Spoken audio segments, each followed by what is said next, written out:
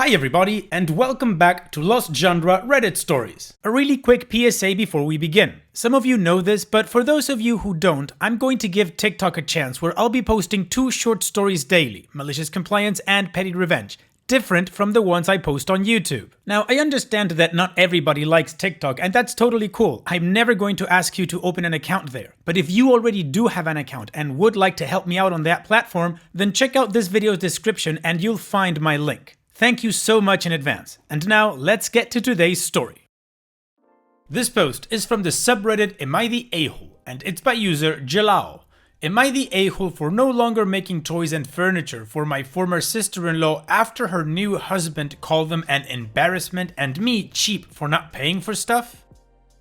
My brother died before his firstborn child was born. Because of this, I've had an above average involvement in my nephew's life. One thing I've always done is build him toys and furniture. It was a way of providing without the awkwardness of handing over cash. Also, between my late brother's cash and life insurance via work, a trust was set up for my nephew for £500,000. He wasn't actually married to my sister-in-law. Now, via the lab at work, I've made him a lot of wooden and 3D printed toys, but also some simple handmade electronic toys. My sister-in-law was always grateful for these, and my nephew, by all accounts, loves his custom toys. Fast forward 3 years, and my former sister-in-law has gotten married. I was attending my nephew's 3rd birthday, and I turned up the night before to assemble his present. It was a small climbing frame and swing set I had watched better carpenters than me in the lab make. The new husband was a little standoffish, but come the day of the party and he was telling anyone who listened that I didn't pay for or make the present. I had lackeys at work do it for free. This culminated in him calling all my presents an embarrassment, and given my fancy job, I could afford to splash some cash. I confronted him and my former sister-in-law, and she basically confirmed that whilst the presents were appreciated, she honestly expected more direct support from me after my brother's death. My mother stepped in and reminded her my brother paid for this house, and they regularly take cash out of the trust, approximately £10,000 a year. We walked out without hearing any worthwhile response, but I continued to see my nephew without incident. 6 to 7 months go by, and I'm visiting only to be told my former sister-in-law was pregnant with twins, and she was wondering if I could make some duplicates of items I made for my nephew as they need 2 sets. I scoffed, said she had balls asking me to make stuff after she was so ungrateful and I owe her unborn children very little. She got upset and explained her prior statements about my handmade gifts and said she felt they were kind of little things someone did as a favor, not what a family provides. That's why she's asking me now as a friend to do her a favor and manufacture duplicates. I said no again. And her husband shouted through that it didn't matter, they would just use the trust to provide for the kids like it's supposed to. I retorted that it was for my nephew and good luck accessing it for that because the trust requires my signature to pay out. I wasn't even home before he was calling me to apologize, clearly unaware I held the reins to my late brother's money. The apology was insincere and I asked to speak to my former sister-in-law where I confirmed again I wouldn't be manufacturing her anything. I'll still be an uncle to my nephew and be impartial when it comes to her accessing my nephew's trust, but her husband has burned a lot of my goodwill with this. Now, I think I might be the a-hole because my former sister-in-law was a friend and friends help each other out. I personally thought manufacturing toys and furniture like beds and wardrobes go above a favor, but she thinks otherwise. Am I the a-hole for not doing her a favor after all that?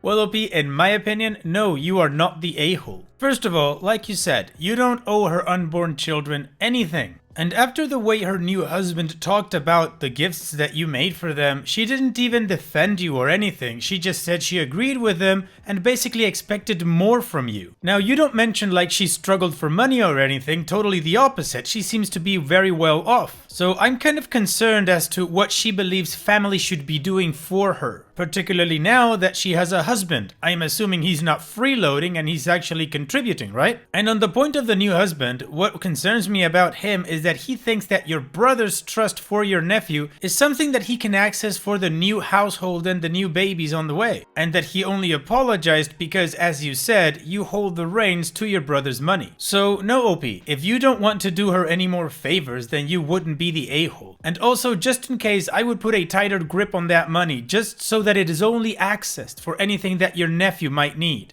And what do you guys think? What is your judgment in this situation? Let me know in the comment section, and now let's move on to the community comments to see what they said. Walk to the Brook says, not the a-hole. First, my condolences on the loss of your brother. Your sister-in-law is beyond entitled. She lives in a house paid for by your late brother and benefits from a trust, and then has the gall to criticize your gifts to your nephew. Outrageous. Eskrum says, not the a-hole in the slightest. I think the new husband probably felt a bit emasculated by what you provide. I wouldn't even allow them to withdraw a modest amount every year unless to prove the money was for your nephew's needs. You owe her nothing monetary, especially as she was never married to your brother, so she should be more than grateful for the gifts. Also, how lovely and sentimental. I would much prefer that to shop purchased toys. Shows a lot of love and thought. The new husband needs to reevaluate his thinking and attitude. He is living in your brother's house after all. Once your nephew is 18, I would consider if they should even be living in that house. Can you tell I've been jilted and treated in the same way? I have no sympathy for them in this situation. How ungrateful they are. So sorry for your loss. This is the last thing you need to be dealing with. They surely should understand that you want to spend and enjoy time with your nephew. And OP responds, she owns the house, but I'm considering tightening up the purse strings on my nephew's money. The situation was between all the sources of the cash and the lack of a will. We were in a position to make a judgment call on what my brother would have wanted her to have. All this aside, she was with him for 8 years or so, and we never had any issues. My nephew needed a home, so we called whatever she needed for a house her portion of everything. We have been understanding and signed off on withdrawals in the years after his death without too much inquiry as to where it's going. With this new husband and the kids, it might be time to enforce the circumstances the insurance companies paid out on. Namely, it's my nephew's money and only to be paid out in his benefit until it's released entirely to him at 25. Sensitive Cover says, not the a-hole. Sorry for your loss. Your brother was so smart to give you control over the trust for your nephew. That ensures your nephew's position is protected both financially and in this new family. Sister-in-law's new husband is bad news, and she doesn't seem to have good judgment. If you didn't have oversight on things, I bet your nephew would have been robbed and neglected by these greedy people. Additional information from OP's comments. My brother didn't set up the trust, it was largely the insurance company, I believe. The money was mostly from his life insurance via work and the circumstances of his death. Car accident, demon, unlawful death. Had the responsible party's insurance paying out.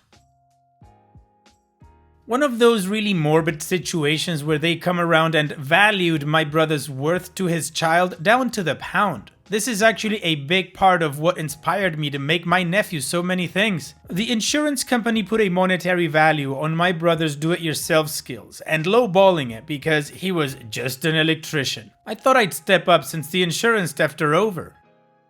Now, accessing the trust requires 4 signatures. Mine, my mother's, my sister-in-law's, and an impartial solicitor's. None of us control the money. We have to unanimously decide before it's released. We never specifically pried into what the money was for when she was single. There was a benefit of the doubt. Children are expensive and he's never gone wanting, so we never really questioned it. By all accounts, she's a great mother. Anyway, if I don't give my signature, then that's the end of it, in the sense that any money request can't go forward. But I can be removed legally as a trustee and they would just try again. The document doesn't have any baked-in way to remove me, but the law itself allows for it. So yes, I could block it. No, I couldn't do so illegally or against the trust document because I would just be removed. Basically, my blocking of anything would only be effective if it was done legally.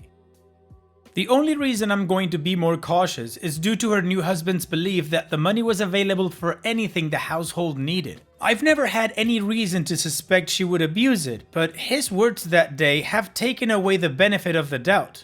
I might look into the legal side of this because one of the signatures needed is a solicitor, and as I said, I don't have full unfettered control. The solicitor never questioned our decisions, but they're in place, I believe, as a requirement of the insurance payout. I probably won't even have to be the bad guy if I just stop greasing the wheels every time she requests cash.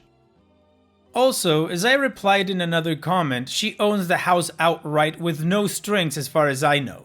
My brother and sister-in-law were together 8 years, and whilst they weren't married and there was no will, we all decided to sign off on her buying a house and call that her part of his estate. It wasn't utterly absurd money, off the top of my head, £220,000, and it was done before the money was put into trust, so there was more flexibility. The new husband works, if I remember correctly, as a mechanic. She was on maternity leave when my brother died and returned for as long as she was legally required to before going part-time elsewhere. Being British and owning a home, her expenses are minimal. For example, paying for university and health insurance is a non-issue, so the cash has a bit of an ambiguous expectation to it. I'm not privy to her entire financial situation, but they're in a position to buy everything the babies need. The new husband knows what I do for a living. There are technicians I work with, and one came along to help with the construction of the swing set. I'm not directly their boss. I don't think I hold any official power over them. Never checked.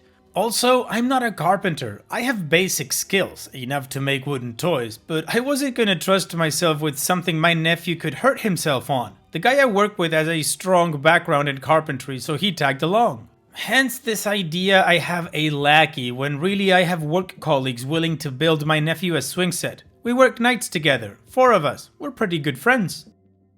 Now, I have made many things for my nephew, but the things she wants are duplicates of a chest of drawers and a cot that turns into a bed. I still have all the designs. I don't think she's asking because she doesn't have the cash. I think she's asking because she wants matching furniture for the twins, and she's under the impression it takes me no effort to just rattle these things off at work. And for the record, we don't manufacture furniture where I work. We just have a lot of equipment in the lab for rapid prototyping, and I use that.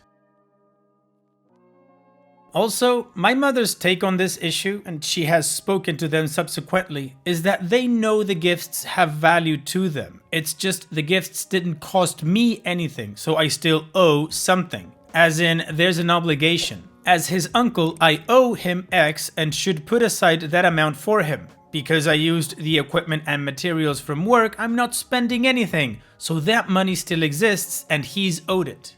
Basically, they're indignant that I'm not being deprived of anything by the gifts, so I have the capacity to do more.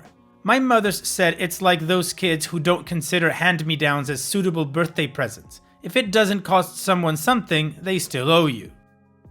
Finally, he said I was cheap for manufacturing toys at work rather than paying for them. I was called cheap for relying on equipment at work to make things for free rather than buying brand-named toys. As to their quality, we manufacture prototypes for medical devices on our 3D printers. They're top-end resin ones. I'd wager the quality of them is better than anything store-bought. As for the woodwork, it's hard to quantify quality, but I had help from the carpenters in the lab. It wasn't an amateur job. Okay, well, community judgment is that OP is not the a-hole, and after all of this context, I am more certain that OP is not the a-hole. And their whole mental gymnastics about what he owes his nephew is just ridiculous. The entitlement. Anyways, there's an update that was 8 months after the original post, so let's move on with that and see how this story ends. I've had a few requests for an update, so here goes. As highlighted in the comments of my last post, the main issue wasn't whether I manufactured anything for my former sister-in-law, it was the money my brother left his son. So whilst I felt it was an overreaction to their behavior to withhold gifts, I came to the conclusion I was underreacting to her husband's comments regarding my nephew's money. So I contacted the solicitor involved and pushed more responsibility onto them for signing off on money being withdrawn from the trust. She is required to enforce the trust's documentation fully, and this has meant no more withdrawing money without explicit proof it was for my nephew's benefit. To my former sister-in-law's credit, she understood why I did this. She was sensible enough to see these boundaries were not my doing, but the insurance company's, and nothing has changed in regards to our relationship and the time I spent with my nephew. Unfortunately, her husband took things badly and hasn't spoken to me since. On top of this, for the following months, he became incredibly petty regarding money. He would track to the last penny everything my nephew ate, drank, or played with. He was doing things like putting restaurant orders through with my nephew's food on a separate receipt, or keeping track of prescription charges just so he could be in a position to claim the maximum value from the trust. However, the stress of raising their twins seems to have stifled this. Despite all the tracking, I've not been asked to sign off on anything thus far, but those receipts could still be claimed for. To elaborate a little, we're fairly sure this receipt tracking was some attempt to stick it to me personally rather than F my nephew over. I effed up here when I lost my temper, as outlined in the last post, and implied I had control of the trust fund after he obnoxiously claimed he would just withdraw money from it for their benefit. I know how he is, I just invited him to be petty. Doesn't make him less of a prick, but given the person who ultimately would have been hurt by this was my nephew, I should have been more careful. I can't make the husband less petty, but I should have avoided pushing him to be a douche at the kid's expense. And for what it's worth, my mother cares for my nephew 5 times a week whilst they work and has seen a lot more of that side of things. From what she saw, he was pulling all this receipt BS as an attempt to one-up me.